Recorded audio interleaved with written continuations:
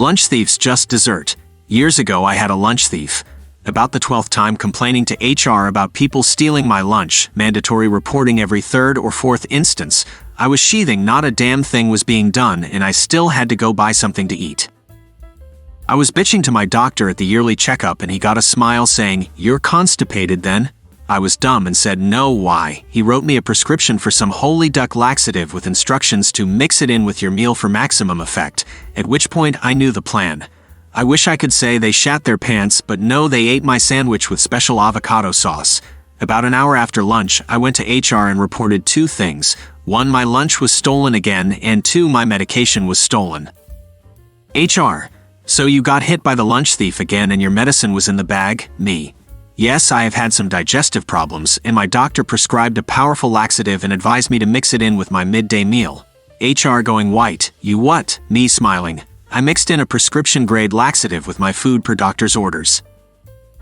Well, being that stealing prescribed medication is a criminal offense, the police were called and found the lead man from a department over absolutely shitting his brains out.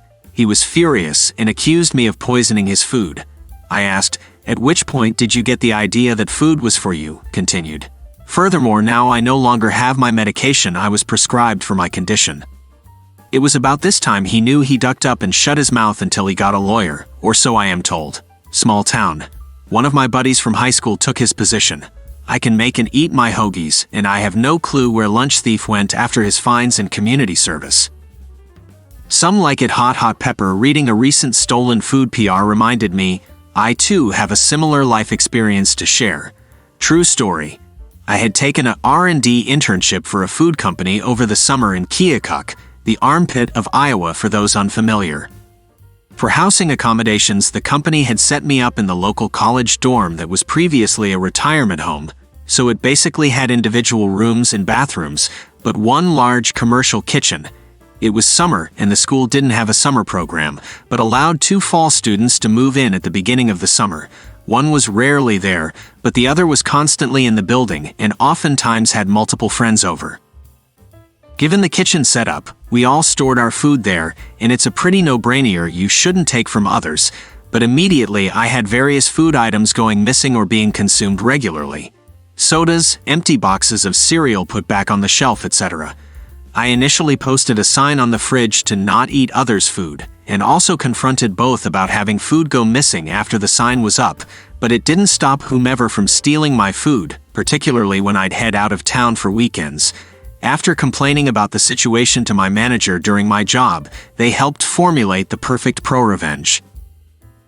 Given I was doing R&D work on food products, I was responsible for getting various ingredient samples to use for new recipes.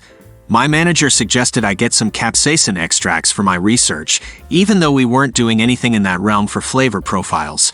Well, I found a company that had various Scoville unit extracts, and I asked for a variety to see what worked best for our applications.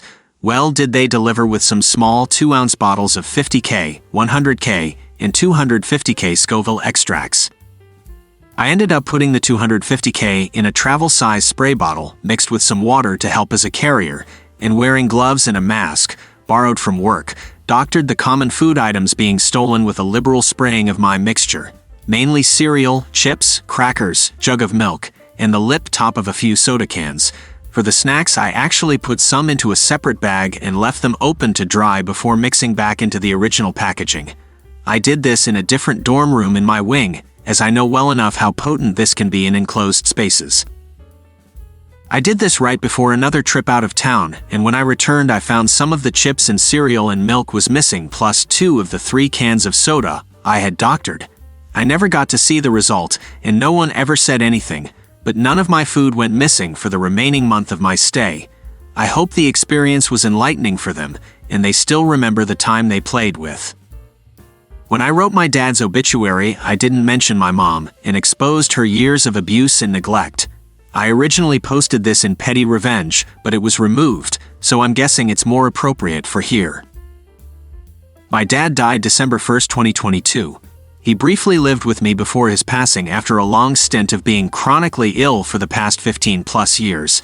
As his health declined, he relied more on my mom for things. Prior to this, she was never a great person, and fully took advantage of his disability and mobility issues as he declined. For years, she claimed to be separated and divorced, talking to other men on the internet. She made claims many times she was going to move away and marry someone else. In addition, she took advantage of him financially.